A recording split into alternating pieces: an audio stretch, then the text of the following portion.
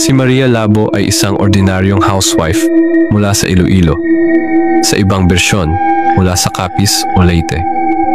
Dahil sa kahirapan, napilitan siyang magnegosyo at magtrabaho abroad bilang domestic helper. Iniwan ang kanyang asawa at mga anak. Pagdating niya sa abroad, iba-ibang bersyon, minsan Canada, minsan Middle East. Nagsimula ng may kakaibang nangyari sa kanya. Ayon sa alamat, isa sa mga amo niya ay isang aswang o mangkukulam at isinumpa siya.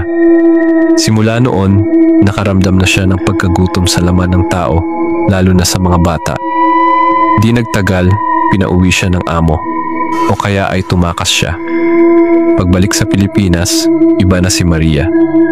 Tahimik siya, malayo ang tingin, parang laging nagugutom. Pero masaya ang pamilya. Akala nila ligtas na siya. Hanggang isang gabi, nagluto si Maria ng masarap na ulam. Kumain ang kanyang asawa. Nagustuhan ito, pero nagtaka sa lasa.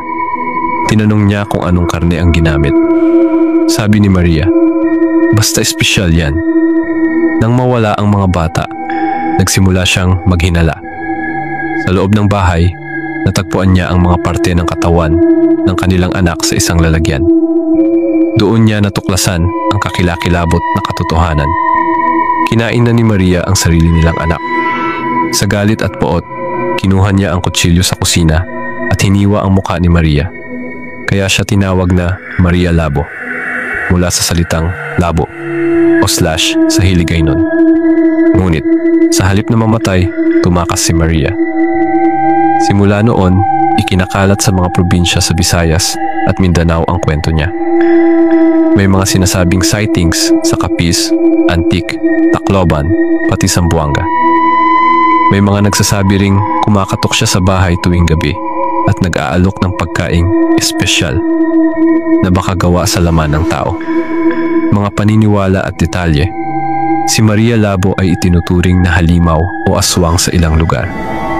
May mga kwentong nakita siya sa palengke, nagtatanong kung may sariwang karne.